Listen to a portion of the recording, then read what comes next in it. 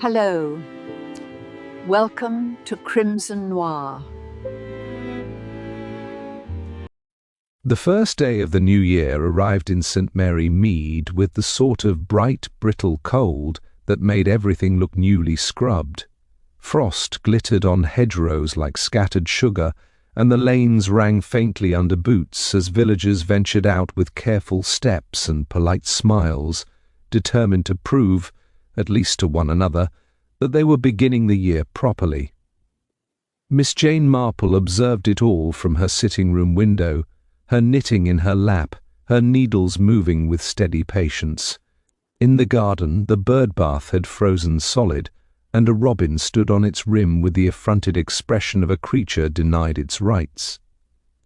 Miss Marple smiled faintly. The world was full of small resentments, and it was always wise to take them seriously. At 11 o'clock, Mabel brought in a tray with tea and a slice of seed cake left over from the previous evening's modest celebration. "You'll catch a cold if you keep sitting by the window," Mabel scolded, though her tone was affectionate. "I'm perfectly comfortable," Miss Marple replied. "Besides, one sees more from here." Mabel shook her head, but she understood. Everyone in St. Mary Mead knew that Miss Marple's comfort lay as much in observation as in warmth. The village had begun the new year with a little tradition. There was to be a small gathering at the old vicarage for New Year's calls, tea, sherry, and polite conversation. Reverend Hartley liked such rituals. They made the village feel orderly. Mrs. Hartley liked them too, though perhaps for different reasons. Gatherings produced information, and information was the lifeblood of village society. Miss Marple attended, as she always did, arriving a few minutes after noon. The drawing-room was crowded with familiar faces: Colonel Bantry and his wife, Mrs. Eliza Morton, Mr. Leonard Crowe, and young Timothy Wells, who had returned from London for the holidays and already looked impatient with village life. At the centre of the room, however, was the man everyone watched, whether they admitted it or not. Mr. Arthur Fenwick sat in a deep chair near the fire, a glass of sherry in his hand, his smile pleasant and faintly condescending. He was new to St. Mary Mead, having purchased Rosemere House, a large, slightly neglected property on the edge of the village, only 3 months earlier. He spoke often of restoring it, modernizing it, and making it worthy again.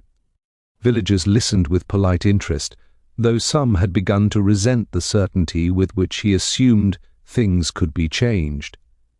Miss Marple listened too, watching not just Fenwick, but the reactions around him. Mrs. Morton laughed a fraction too brightly at his jokes.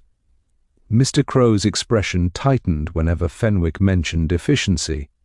Timothy Wells looked as though he wanted to interrupt at every turn, and Mrs. Hartley, pouring tea, kept glancing at Fenwick's left hand, where a ring sat that had not been there the week before. Fenwick raised his glass. "To the new year," he said, "to fresh starts, and to leave old mistakes behind." Some murmured agreement, others smiled without warmth. Miss Marple sipped her tea and thought of how often people spoke of fresh starts when they wished most to avoid old consequences. After the gathering, villagers drifted out in small groups, careful on the icy path. Miss Marple lingered briefly, as she often did, helping Mrs. Hartley collect cups.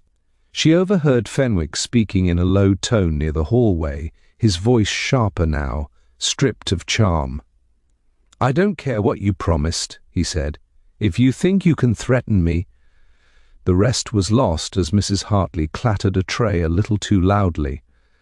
Fenwick's voice softened at once, becoming pleasant again. When Miss Marple left the vicarage, she noticed that Fenwick did not accompany the others. His car remained outside, engine off, as though he had no intention of leaving just yet.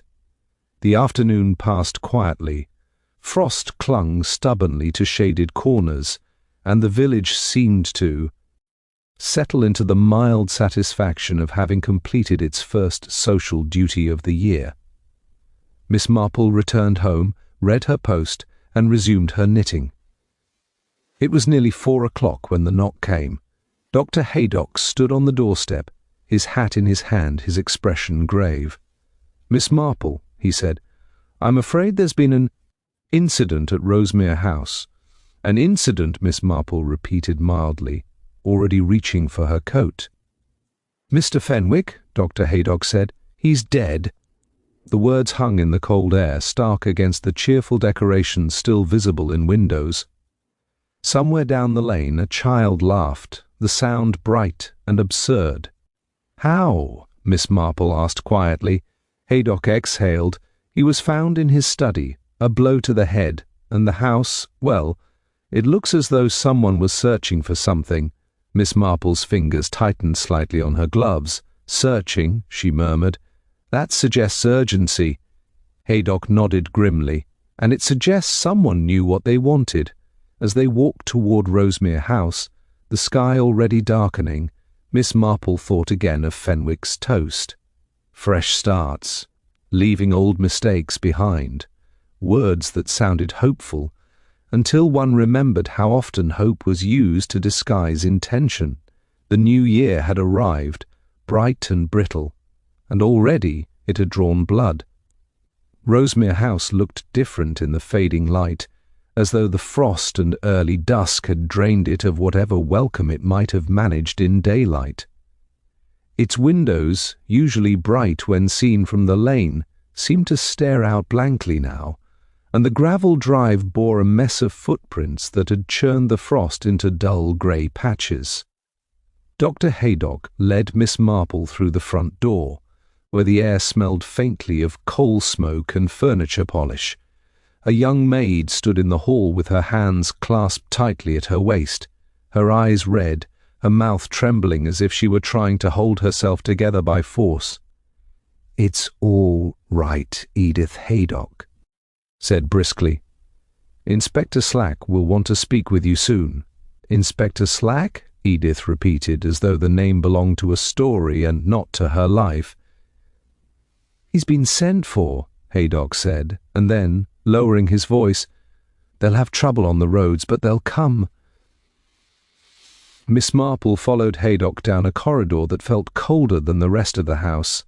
Somewhere above, a clock ticked with a steady insistence that seemed almost rude.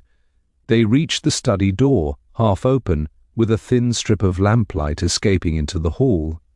Inside, the room was arranged with the deliberate taste of a man who wanted to appear settled quickly. New curtains hung too stiffly. Books had been placed in shelves with an eye for effect rather than familiarity. A decanter sat on a sideboard, untouched except for the dustless ring beneath it. Arthur Fenwick lay near the writing desk, one arm bent awkwardly beneath him. His head was turned to the side, and a dark stain had spread into the rug where his temple met the floor. The desk chair had been pushed back sharply, as though he had risen suddenly. Papers lay scattered on the blotter, some crumpled, others pulled halfway from a drawer. Miss Marple did not look long at the body. She looked at the room. It was a habit as ingrained as breathing. "Someone searched," Haydock said quietly, nodding toward the open drawer and the disturbed papers. "Not ransacked exactly, more targeted." "Yes," Miss Marple murmured. They knew what they were looking for. On the desk, a letter lay open, its top edge pinned beneath a heavy brass paper knife. The handwriting was neat, businesslike. Miss Marple did not read it directly, but she saw enough to note that the ink was fresh, not yet fully dried. A recent letter, perhaps even written today. Near the fireplace, a small cabinet door hung ajar, revealing an empty space where something might have been kept. The decanter on the sideboard was still sealed, but one glass stood on the desk, half filled with water. The water surface was smooth now, but Miss Marple imagined it had trembled not long ago. "How long?" she asked. Haydock glanced at his watch. "He'd have died shortly after 3, I'd say. Rigor hasn't set in fully. It was quick. And the maid found him." "Yes," Haydock said. "Edith came to bring tea. The housekeeper is away visiting her sister, and the cook had gone out briefly. Fenwick insisted on a small staff, said it was more efficient. Efficiency again, Miss Marple said softly. Haydock's eyes narrowed. You heard him at the vicarage. I heard his voice, Miss Marple replied, and someone else's. Haydock nodded slowly. Edith said she heard raised voices earlier. In the hallway. She thought he was speaking to Mr. Crow. Mr. Leonard Crow, Miss Marple repeated. He stayed late, didn't he?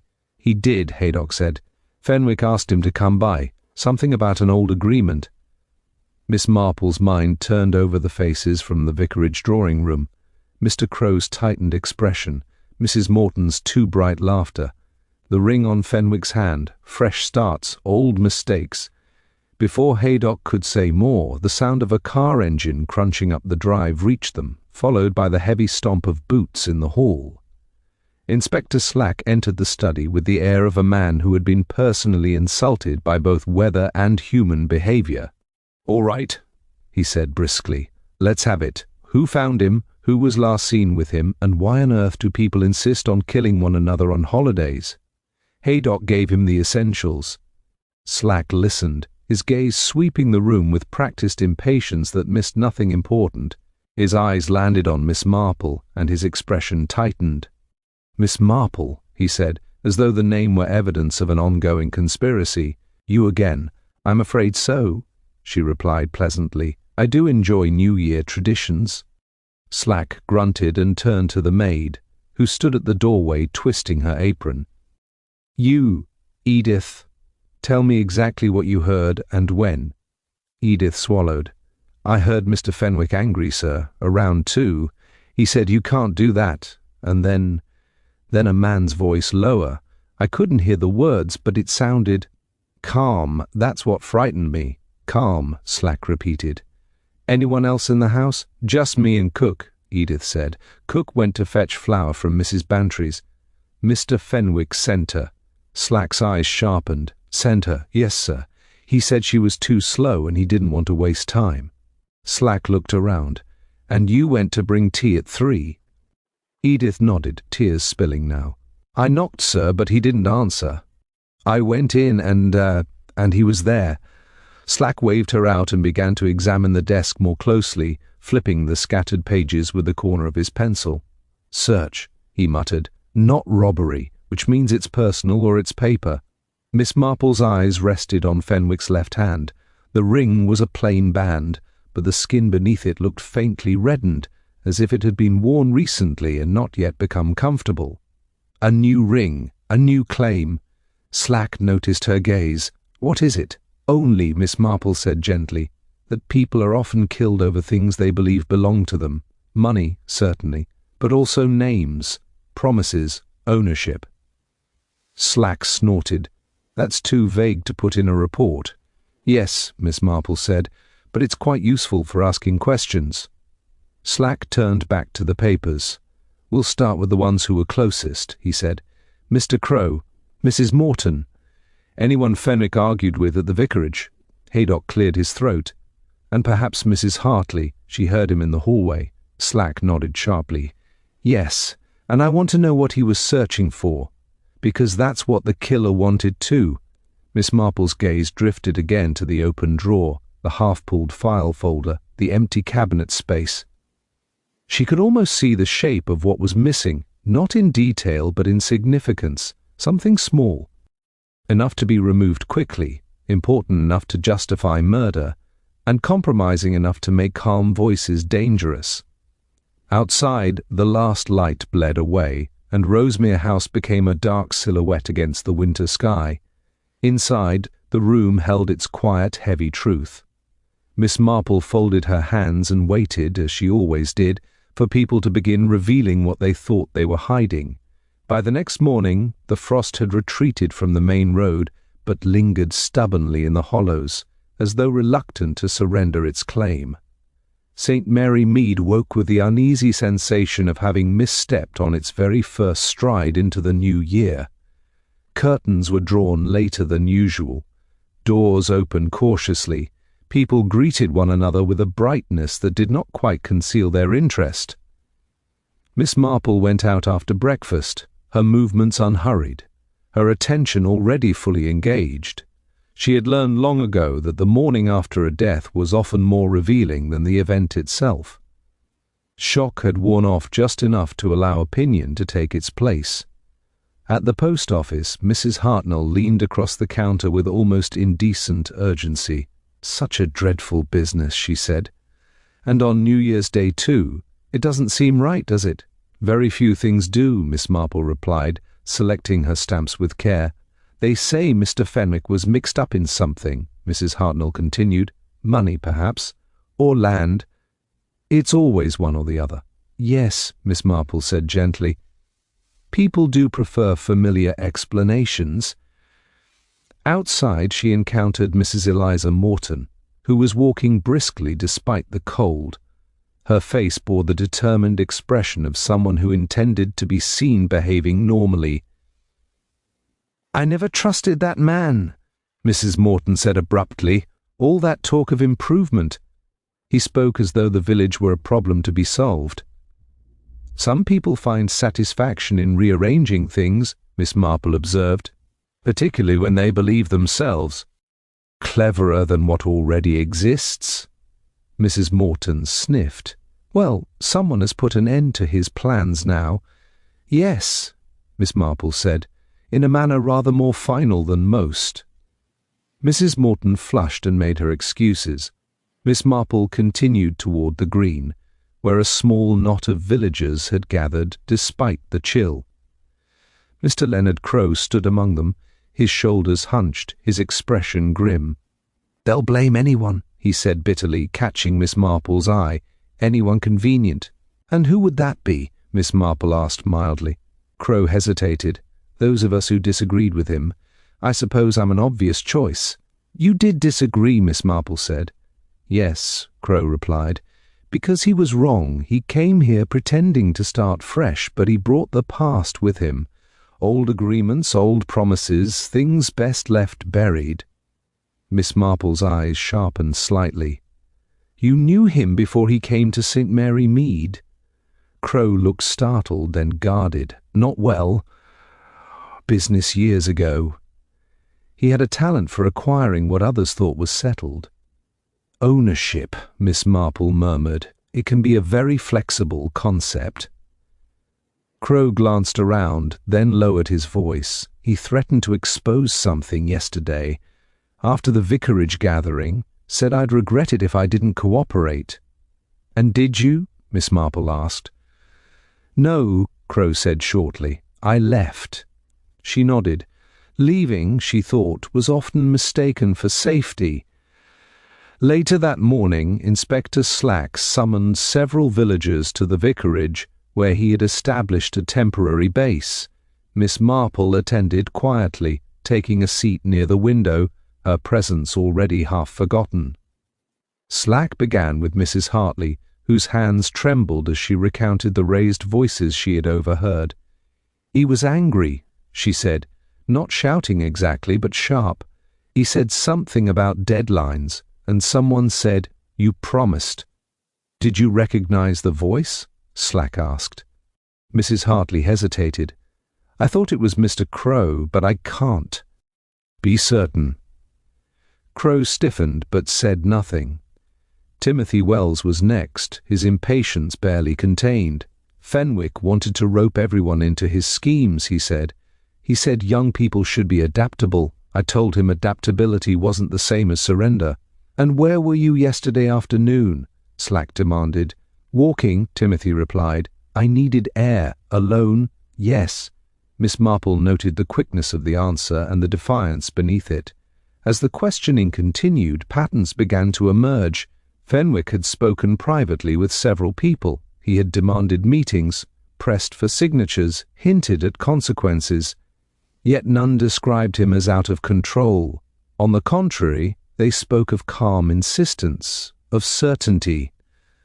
That afternoon, Miss Marple returned briefly to Rosemere House, escorted by Dr. Haydock.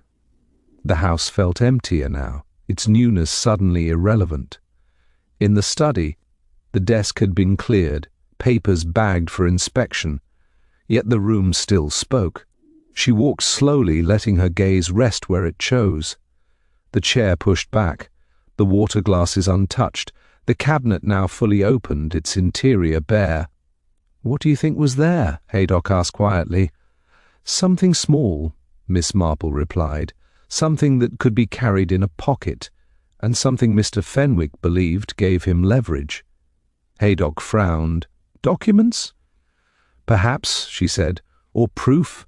Proof is often more powerful than documents." As they left, Miss Marple paused in the hallway. On a side table lay a leather glove, overlooked in the confusion. She did not touch it, but she noted its size and shape. A man's glove, yes, but worn. Not new, not Fenwick's. Outside, the day had softened into early dusk.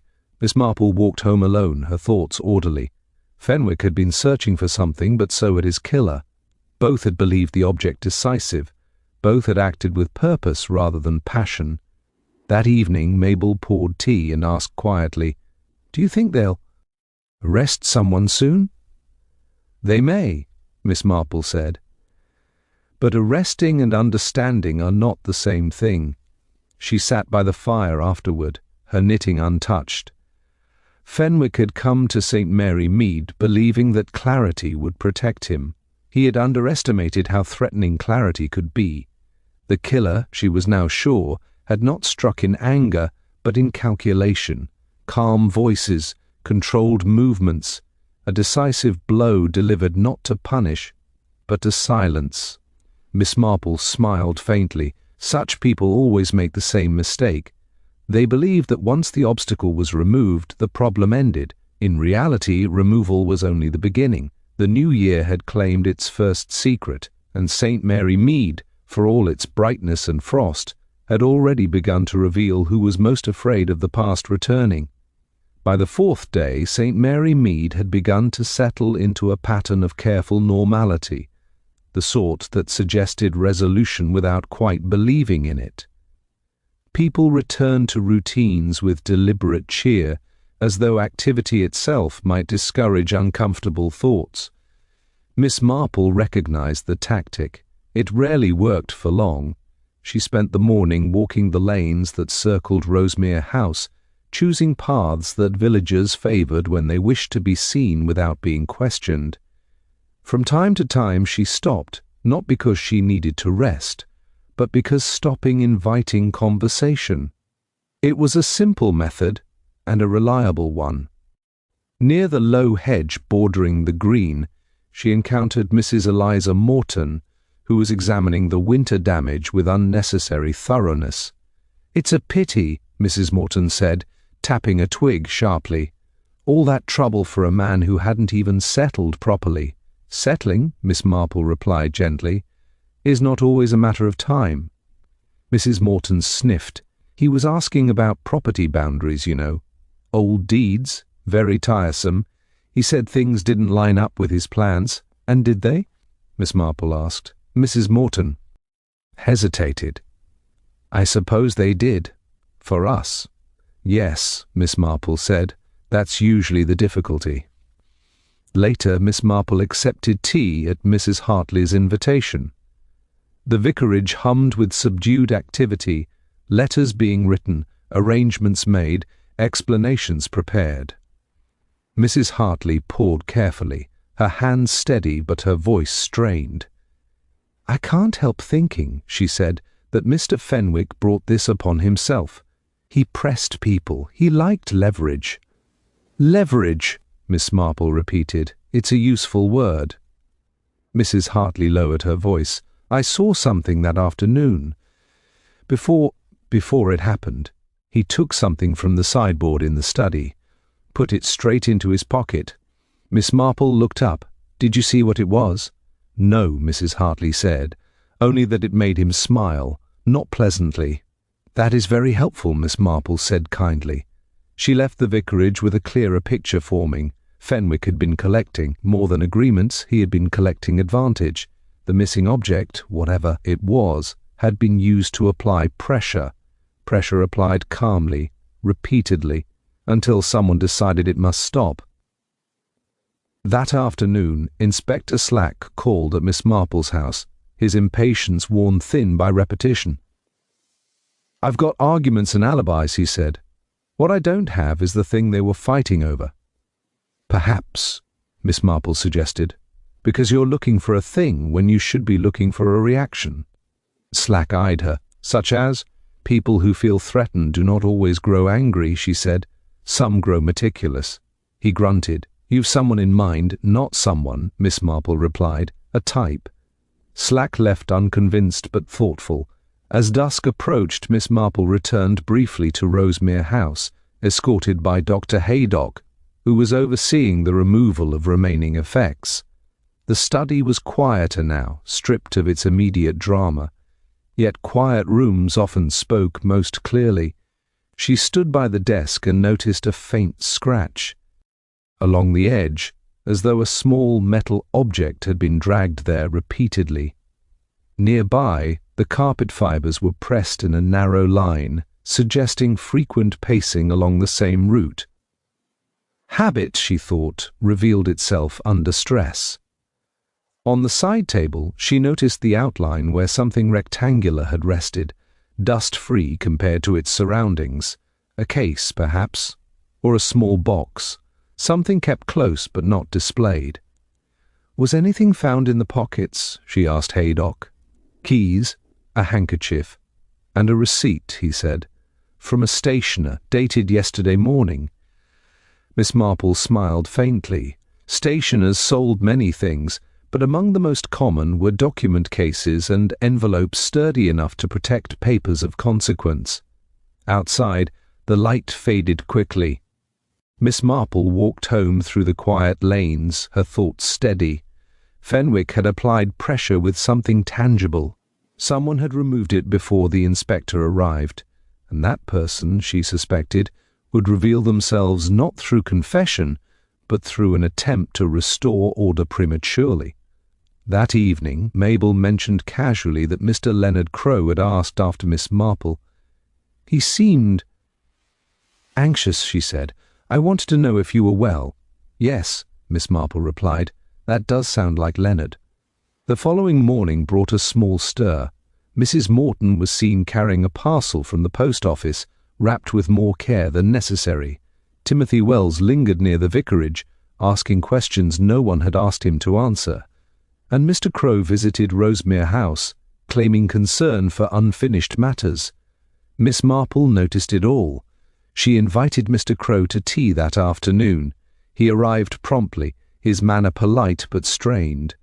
Over cake, he spoke too quickly. Fenwick was dangerous, he said. He enjoyed upsetting settled arrangements. "And you disliked that," Miss Marple said. "I disliked being blackmailed," Crowe snapped, then stopped himself. Miss Marple sat down. "Cup.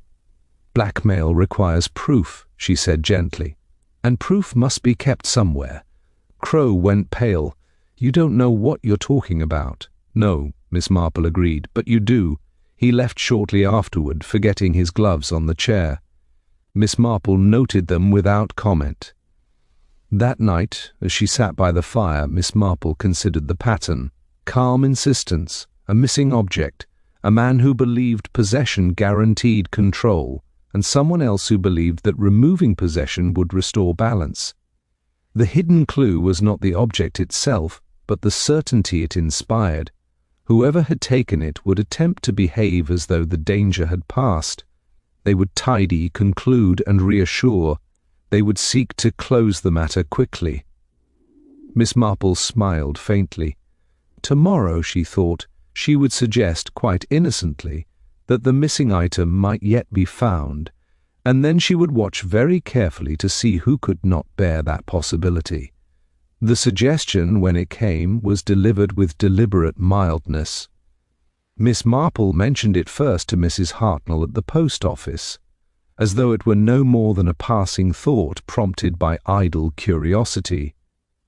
"I expect Inspector Slack will find whatever Mr. Fenwick was searching for," she said, examining a row of envelopes. "These things usually turn up. People mislay items in the most unexpected places." Mrs. Hartnell's eyes widened almost imperceptibly. "You think something was taken?" "Oh, I believe so," Miss Marple replied.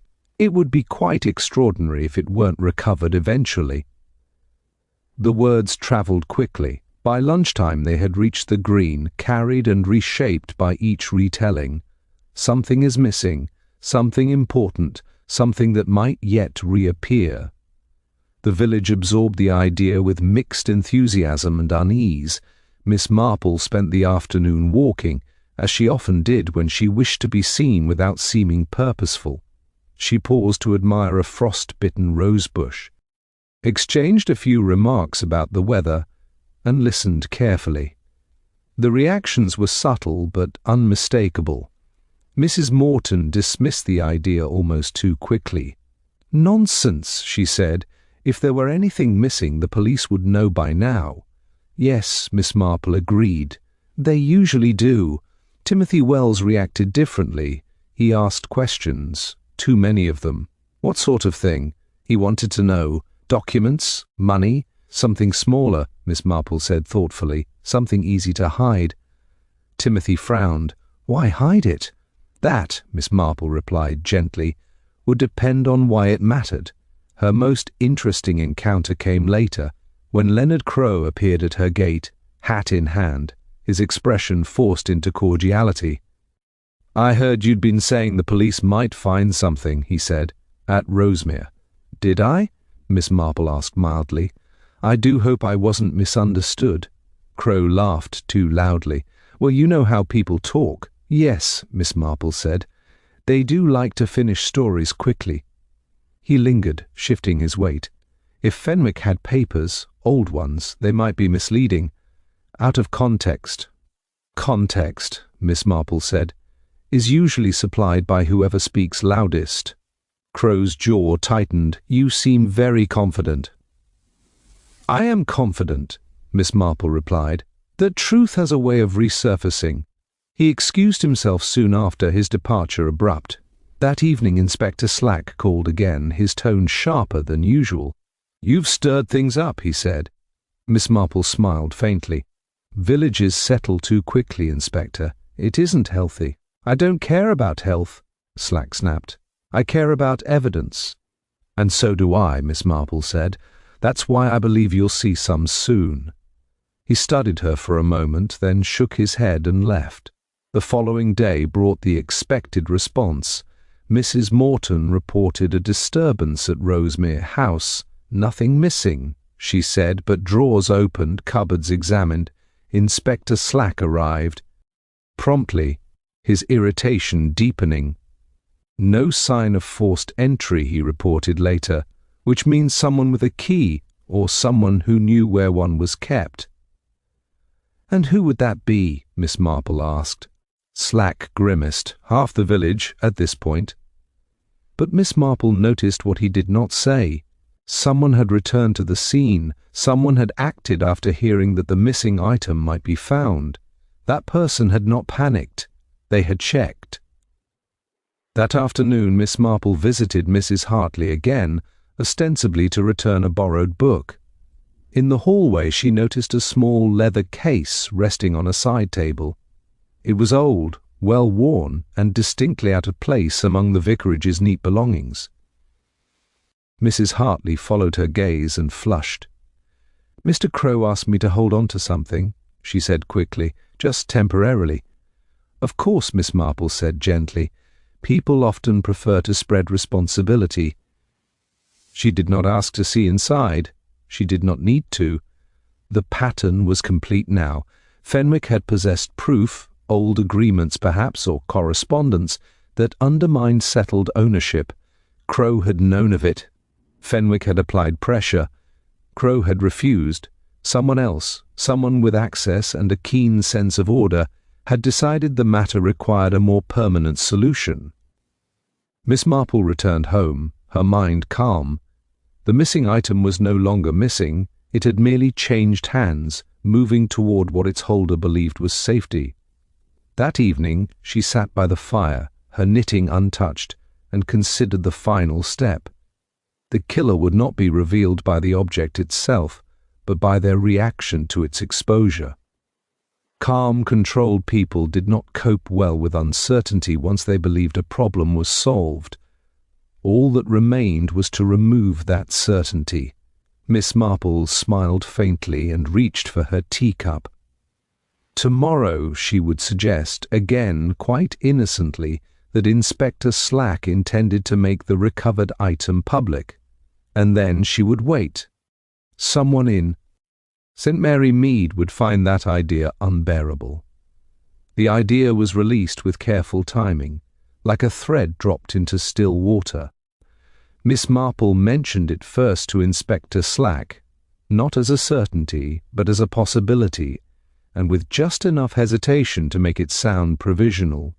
"If the papers are genuine," she said mildly, pouring tea, "you may feel obliged to let certain interested parties see them. Transparency can be very persuasive." Slack frowned. "Persuasion isn't my concern. Order is." "Yes," Miss Marple agreed. "That is exactly what worries people." He eyed her suspiciously. "You're suggesting I announce something I'm not ready to announce." "I'm suggesting," she replied, "that you allow the village to believe you are." Slack grunted, unconvinced, but when he left he did not say no. Miss Marple knew that was enough. By afternoon the notion had taken on a life of its own. Inspector Slack, people said, had found something important. Papers, perhaps, old documents, proof of ownership, of wrongdoing, of deception. The words shifted as they travelled, but the implication remained constant. Something settled was no longer settled. Miss Marple spent the rest of the day observing the village's response. Mrs. Morton grew abruptly industrious, scrubbing her front step with unnecessary vigour. Timothy Wells asked pointed questions of anyone who would answer them, his curiosity sharpening into agitation. Mrs. Hartley avoided meeting anyone's eyes, her composure stretched thin by the burden of discretion. Leonard Crowe, however, reacted in a different way. He grew calm. Miss Marple noticed it at once. Where others fidgeted and speculated, Crowe became deliberate. He spoke less. He walked more slowly. He began to behave like a man who believed a problem had already been resolved. That evening, Miss Marple received a visitor she had been expecting. Mrs. Hartley arrived just after dusk, her coat buttoned too tightly, her face pale. She accepted tea but did not drink it. "I can't keep this," she said suddenly. "I never should have agreed." Miss Marple regarded her kindly. "Agreed to what?" Mrs. Hartley hesitated, then reached into her handbag and withdrew the leather case. Her hands shook as she placed it on the table. "He asked me to hold it," she said. "Leonard did. He said it would only be for a day or two, until things settled." "And have they?" Miss Marple asked gently. Mrs. Hartley shook her head. "No. They've only grown worse. Miss Marple did not open the case. She did not need to. Inspector Slack will want it," she said calmly. "Yes," Mrs. Hartley whispered. "I know. The case was delivered to the vicarage that night, and Inspector Slack summoned quietly. He examined its contents with growing intensity, his expression hardening as pages were turned. "Well," he said at last, "this would have ruined him, or saved him," Miss Marple replied. "Depending on one's perspective. The documents were old but clear enough, agreements predating Fenwick's purchase of Rosemere House, indicating claims that challenged his certainty of ownership. Fenwick had not invented leverage, he had rediscovered it. And Crowe knew, Slack said, he knew these existed. "Yes," Miss Marple said, "which is why Fenwick believed pressure would work. And why did someone believe removing Fenwick would end the matter?" Slack said grimly. Miss Marple nodded. "But only if the papers vanished as well." Slack snapped the case shut. "I'll call Crowe in the morning." "I think," Miss Marple said gently, "it would be more effective to let him come to you." Slack raised an eyebrow. "You're sure he will?" "Yes," Miss Marple said. "People who believe themselves safe are often eager to confirm it. The opportunity arrived sooner than expected." Early the next afternoon, Leonard Crowe presented himself at the vicarage, his manner polite, his expression composed. "I thought I should see how things stood," he said, "with the investigation. Inspector Slack did not waste time." He placed the leather case on the table between them and opened it. Crowe's eyes flicked to it, then away. The movement was small but unmistakable. "You recognize this?" Slack said. Crowe shrugged. "Old rubbish. Fenwick was always dredging things up." "Rubbish," Slack repeated. "That he was willing to kill over?" Crowe laughed softly. "Fenwick was killed because he pushed the wrong people." Miss Marple, seated quietly by the window, spoke for the first time. "He was killed because someone decided he would not stop," she said, "and that persuasion had failed." Crowe turned toward her, irritation flashing across his face. "You've been very busy," he said, "for someone who claims not to interfere." "I interfere as little as possible," Miss Marple replied. "I simply observe." Slack leaned forward. "Where were you yesterday afternoon, Mr. Crowe?" "At home," Crowe said promptly. "And the day before?" Slack pressed. Crowe hesitated. "Walking. Alone?" Slack asked. "Yes." Miss Marple watched his hands. They were steady, but his fingers pressed into one another with controlled force. "You believed," she said gently, "that once Fenwick was gone and the papers were secure, everything would return to order." Crowe's jaw tightened. The order needed protecting. "From the truth?" Miss Marple asked. "From disruption," Crowe snapped.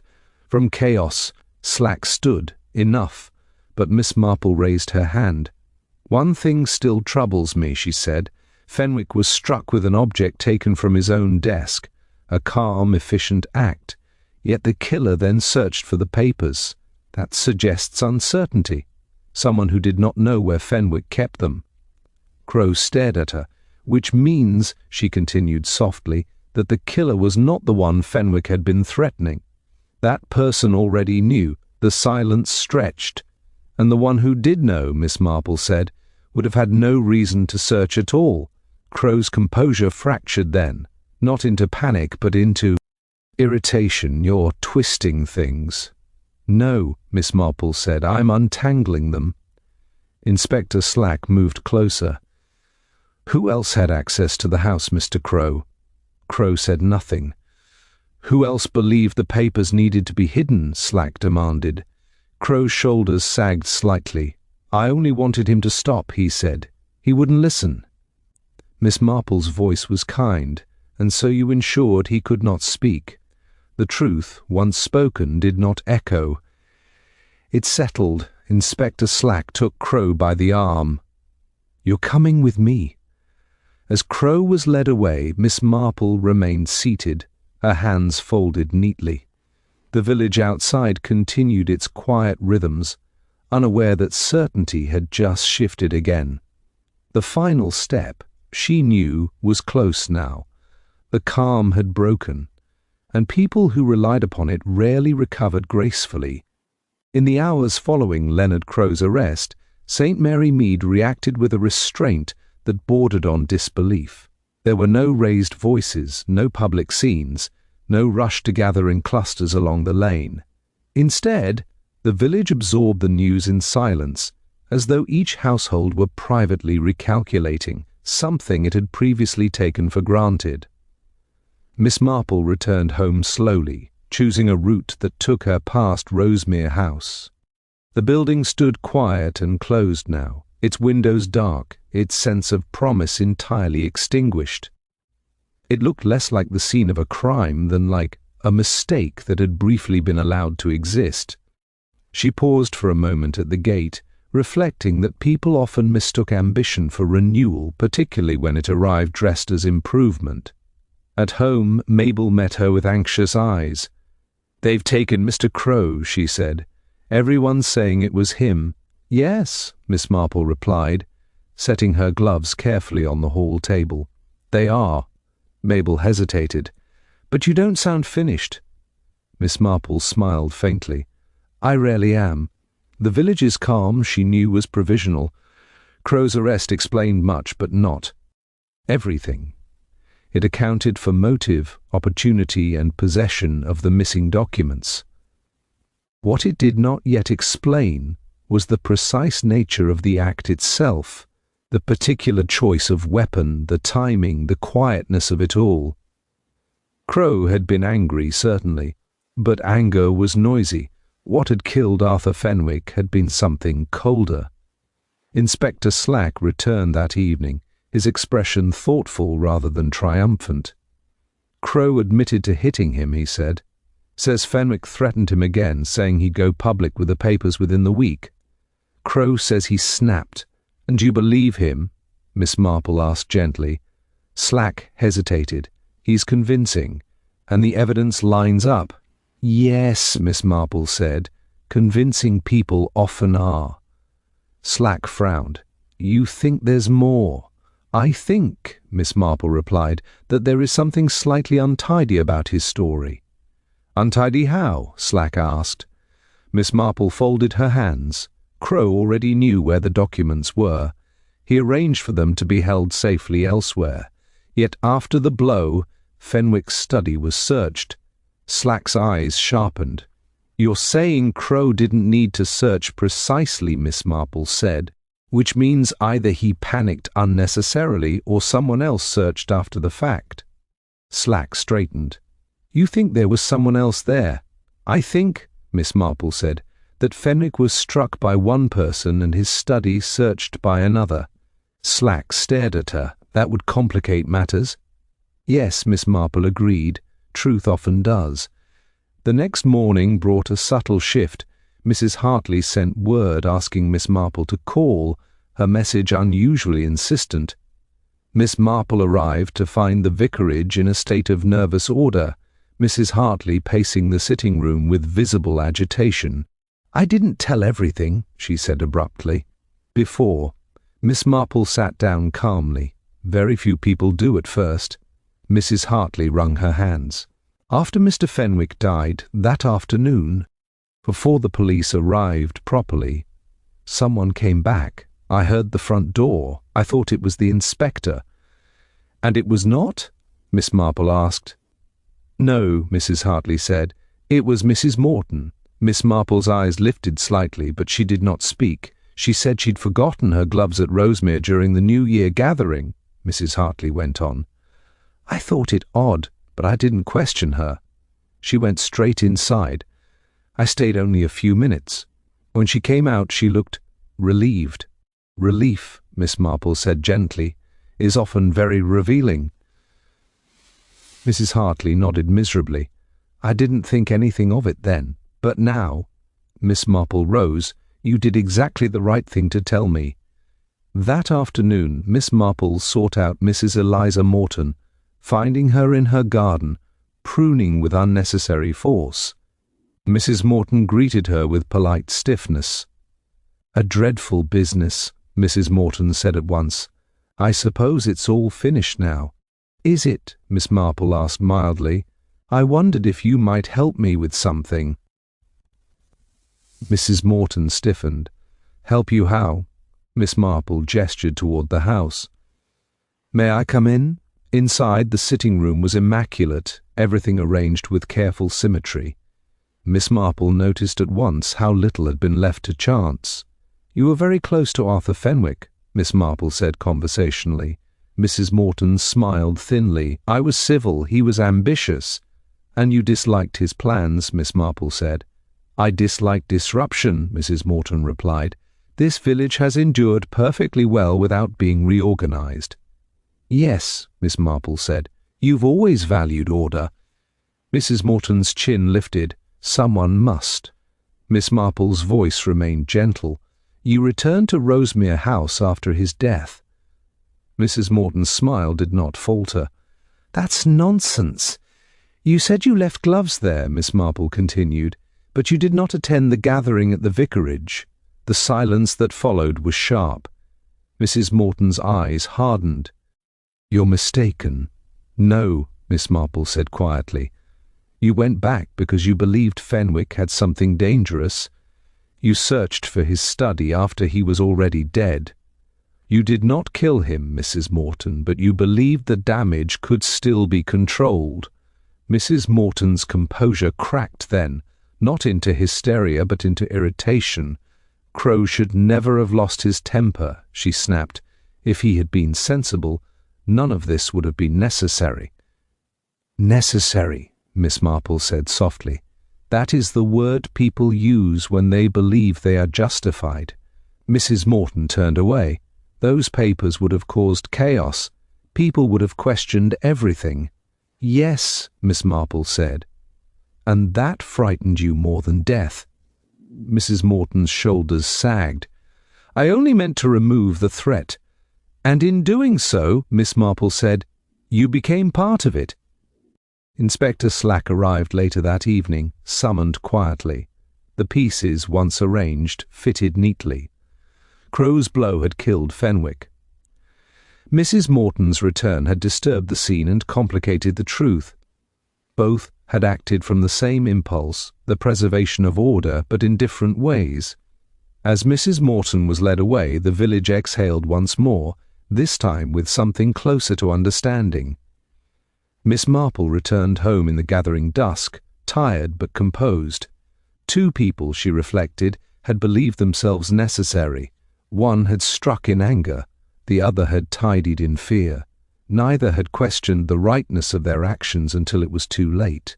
The new year had begun with a lesson St. Mary Mead would not soon forget. The order, once threatened, revealed what people were willing to do to protect it. In the days that followed, St. Mary Mead moved with the cautious deliberation of a place that had been forced to look too closely at itself. Leonard Crow's arrest had provided the village with a shape for its shock, but Mrs. Morton's quiet removal unsettled that shape, stretching it into something more complicated and far less comfortable. One culprit might have been explained away. Two required reflections. Miss Marple observed the adjustment without comment. She resumed her routines with deliberate steadiness, knowing how much villages relied upon visible normality. She walked to the post office, paused to admire the same hedgerow she always admired, and accepted tea when offered. Each small act reassured others that life had not fractured beyond repair. At the post office, Mrs. Hartnell spoke in a tone so carefully neutral that it betrayed effort. "It's all terribly sad," she said. "Poor Mr. Crow, and Mrs. Morton too. You never really know people, do you?" "No," Miss Marple agreed gently, "but we do know ourselves. That is usually more troubling." Conversation shifted quickly after that, as it always did, towards safer subjects. The weather, the state of the road, whether the New Year frost had done damage to the early bulbs. Miss Marple listened, noting how relief crept into voices once blame had been distributed and order, however imperfect, appeared to be restored. Inspector Slack remained for several days, completing statements and disentangling responsibility. Crow's confession stood, though now tempered by the fuller picture. Mrs. Morton's involvement was recorded precisely, her actions categorized not as violence but as interference. She had not killed Arthur Fenwick, but she had attempted to erase what remained of his leverage. In doing so, she had revealed the same instinct that had driven Crow, the belief that stability justified transgression. Slack visited Miss Marple one final time before his departure. He looked tired, but thoughtful. "This one won't sit easily," he said. "Not for them." "No," Miss Marple replied. "Truth rarely does when it arrives in pieces." He hesitated at the door. "You could have told me sooner." "Yes," she said, "but then you might have stopped looking." He gave a reluctant nod and left. The village responded as villages always did, by reorganizing its memory. Arthur Fenwick became less a man and more an event. His ambition was discussed abstractly, his charm recalled selectively. Leonard Crow was spoken of with a mixture of pity and reproach, his temper emphasized as though it explained everything. Mrs. Morton's name, by contrast, was mentioned less often, and when it was, it carried a faint air of disbelief. Pillars were harder to dismantle even in conversation. Miss Marple noticed how committees changed. Meetings grew longer, decisions slowed, authority diffused itself more carefully, like heat spread to avoid burning. Some complained, of course, efficiency suffered, but no one suggested returning to the old arrangements. Miss Marple approved quietly. She encountered Timothy Wells one afternoon near the Green, his manner subdued but resolute. "I'm leaving again," he said, "back to London, but I won't pretend I didn't see things more clearly here." "Yes," Miss Marple said, "clarity has a habit of travelling with us." He smiled faintly. "You knew it wouldn't end with just one person." "I knew," Miss Marple replied, "that the problem was not who struck the blow, but who believed it could be explained away." As winter loosened its hold, Rosemere House stood empty, its future undecided. Some suggested selling it again. Others proposed dividing the land. The building, once a symbol of fresh beginnings, now represented something far less appealing: disruption without understanding. Miss Marple walked past it one evening as the light faded, pausing only briefly. Houses, she reflected, did not change villages. People did, and even then only temporarily. At home, Mabel remarked on the quiet. "It feels different," she said. "Not worse, just awake." Miss Marple smiled. "That will pass." "Is that a shame?" Mabel asked. "Not necessarily," Miss Marple replied, "but villagers prefer sleep. It's more comfortable." That night, Miss Marple sat by her window, the familiar position offering its familiar view. Lights glimmered behind curtains across St. Mary Mead, each one marking a household convinced that the trouble had been addressed. In a sense it had. The dead were accounted for, responsibility assigned, order restored, and yet she thought of Arthur Fenwick, convinced that possession of proof equaled power. She thought of Leonard Crowe, whose anger had tipped into violence when control slipped from his grasp, and of Mrs. Morton, whose fear of upheaval had driven her to tidy a crime scene rather than confront its meaning. 3 people, each certain they were acting reasonably. Miss Marple had seen it often enough to feel neither surprise nor satisfaction. Human nature did not require monsters, it required only certainty combined with fear of change. The new year had begun with frost and blood and resolution. It would continue, as years always did, with small habits and modest intentions. Somewhere, someone would begin to believe they knew what was best, and someone else would be inconvenienced by that belief. When that happened, Miss Marple would notice. For now, St. Mary Mead rested, its conscience lightly stirred, its routines cautiously resumed. The village believed itself wiser, and perhaps for a time it would be. Miss Marple drew the curtains and turned away from the window, content not because the matter was closed, but because it had been seen clearly enough. That, she knew, was all one could ever truly hope for.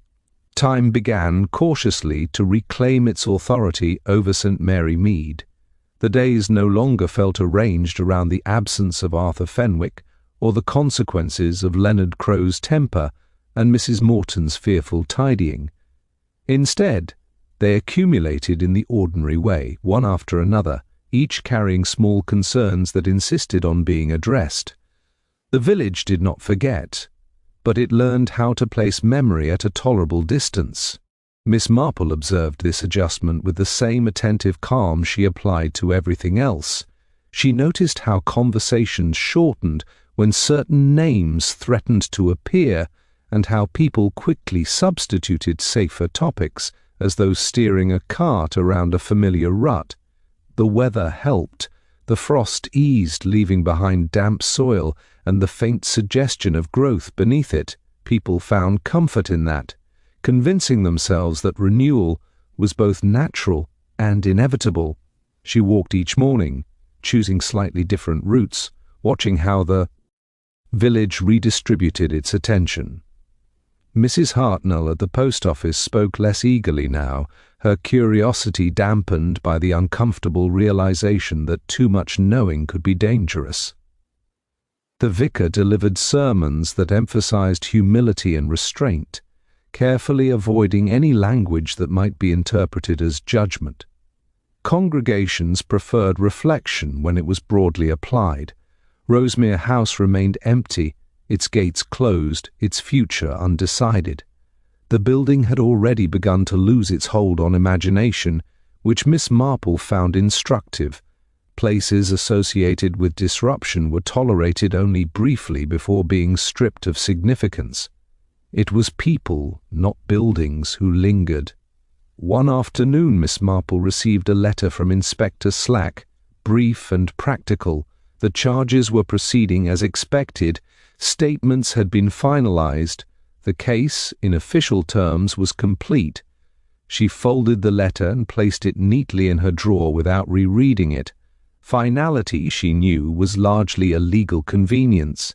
Mabel commented on the village's mood over tea. "Everyone seems so careful now," she said, "as though they're afraid of saying the wrong thing." "Yes," Miss Marple replied. "That happens when people realize the right thing is not always obvious." Mabel frowned thoughtfully. "Do you think it will last?" "No," Miss Marple said gently. "But it may last long enough to matter." The committees continued to meet, though less frequently and with far more discussion than before. Decisions were debated, revisited, and occasionally postponed altogether. Some found this tiresome, others found it reassuring. Miss Marple, when asked, expressed mild approval. Efficiency, she believed, was overrated when it silenced necessary doubt. She encountered Mrs. Bantry one morning near the green, who shook her head with a mixture of exasperation and fascination. "I can't believe how tangled it all was," she said. "Two people, both convinced they were protecting us." "Yes," Miss Marple agreed. "Protection can be a very aggressive impulse." Mrs. Bantry laughed uneasily. "Well, I hope we're done with that sort of thing for a while." "So do I," Miss Marple said, knowing perfectly well what hope was worth. As the week drew on, small signs of confidence returned. Children played more freely again. Invitations were extended without hesitation. The postman resumed his habit of lingering for conversation. The village was healing itself in the way villages always did, by pretending that awareness could be selectively forgotten. Miss Marple did not object to this. Awareness, she knew, could not be sustained indefinitely. It exhausted people. What mattered was that it had existed at all, even briefly. One evening, as she prepared to close her curtains, she noticed a light still burning at the vicarage. Mrs. Hartley had been quieter since everything came to light, her hospitality tempered by caution. Miss Marple hoped, privately, that the woman would forgive herself. Guilt borne too carefully could harden into something far less generous. Her thoughts returned, as they often did, to the pattern itself. Arthur Fenwick had believed that proof equaled power. Leonard Crowe had believed that anger could be justified if provoked sufficiently. Mrs. Morton had believed that order was worth preserving at almost any cost. Three beliefs, each defensible in isolation, had collided with predictable results. Human nature, Miss Marple reflected, was rarely wicked in intention. It was merely convinced that disruption was dangerous, that certainty was virtuous, that responsibility granted permission. It was that final step, from belief to permission, that caused most harm.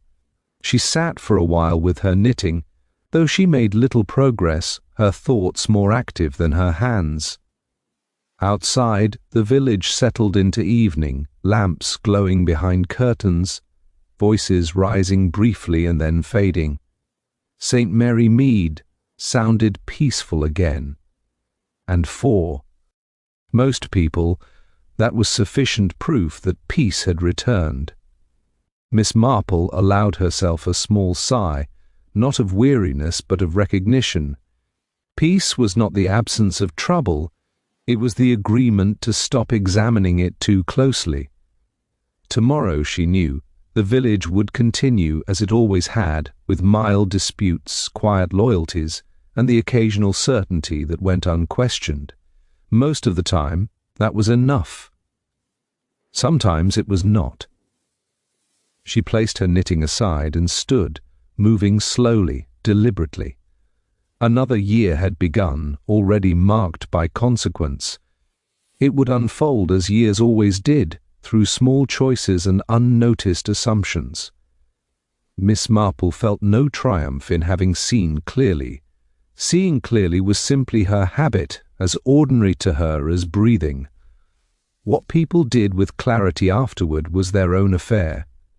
She closed the curtains against the gathering dark and turned away, content to let the village rest in its provisional calm. The matter was not finished, not really.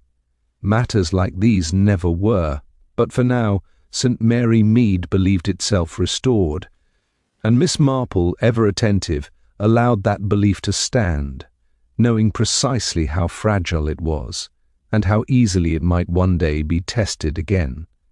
The new year settled into St. Mary Mead with a gentleness that felt almost deliberate, as though time itself wished to smooth over what had been exposed too sharply at its beginning.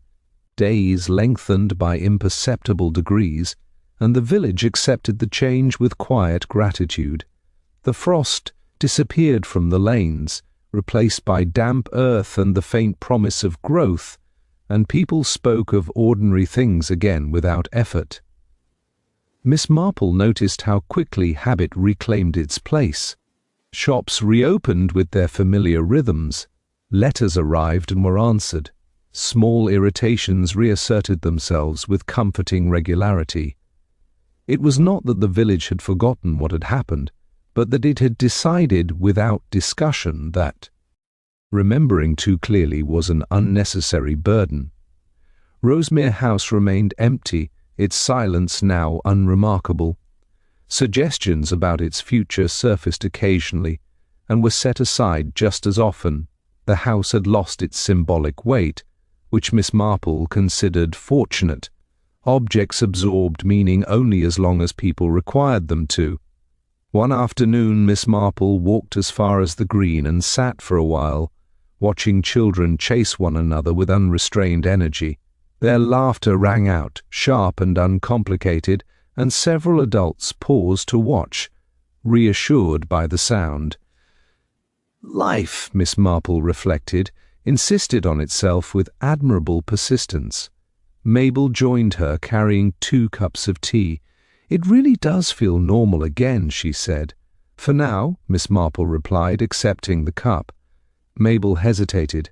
"Does it trouble you? Do things go back so easily?" Miss Marple considered the question. "No," she said gently. "If people could not return to ordinary life, they would never survive the extraordinary." Mabel nodded, satisfied, and turned her attention back to the children. Inspector Slack sent a final note a few days later, brief and practical, confirming that proceedings were underway and that no further inquiries were expected. Miss Marple read it once and placed it with her other papers. Official conclusions, she knew, were rarely the same as personal ones. She thought occasionally of Arthur Fenwick, not as a victim alone, but as a man who had believed himself protected by clarity. He had assumed that proof would grant him authority, and that authority would guarantee safety. It was a logical progression, and therefore a dangerous one. Leonard Crow's fate stirred more complicated reflections. His anger had been genuine, his fear of exposure sincere. He had struck not because he was cruel, but because he had reached the point where he could no longer imagine another solution. Mrs. Morton, by contrast, had acted without violence, yet her belief in order had carried her just as far along the same path. Both had acted from conviction. Neither had questioned their right to do so. Miss Marple had seen such patterns repeat themselves often enough to recognize their familiarity. The details changed, money, land, reputation, but the shape remained the same. Certainty hardened into entitlement, and entitlement excused transgression. The village committees met again, cautiously, and with an air of renewed humility. Decisions took longer now. Disagreements were voiced rather than smoothed over. Some found this tiresome, others found it reassuring. Miss Marple, when asked her opinion, merely smiled and remarked that slowness often prevented regret. She received a short note from Mrs. Hartley, thanking her for her kindness during a difficult time. Miss Marple responded with equal brevity, expressing hope that the coming months would be quieter. She meant it sincerely, knowing full well what such hopes were worth. One evening, as twilight lingered longer than before, Miss Marple stood by her window and looked out across the village. Lights glowed behind curtains. A radio played softly somewhere. The sound of a closing door echoed down the lane. Everything appeared settled, balanced, and safe. She allowed herself a small moment of rest, not because the matter had ended neatly, but because it had reached a natural pause. Mysteries, she believed, did not conclude so much as recede, leaving behind changes that only revealed themselves over time.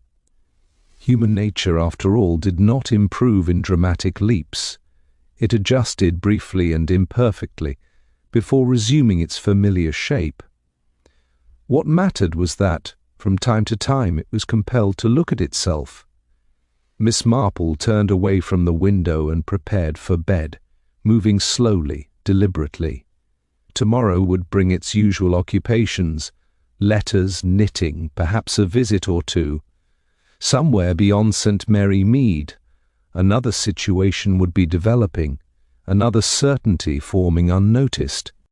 When that happened, she would observe, as she always did, not with urgency or judgment, but with patience. The world did not require her to hurry. It required her to notice. As she extinguished the lamp, the village settled into night, confident once more in its routines and assumptions. Miss Marple felt no urge to disturb that confidence further. Awareness, she knew, was most effective when it arrived quietly and departed without announcement. The new year had begun with a fatal lesson, and St. Mary Mead had absorbed as much of it as it could bear. For now, that was enough. Miss Marple closed her eyes, content not because justice had been dramatic or complete, but because understanding had been achieved, however briefly.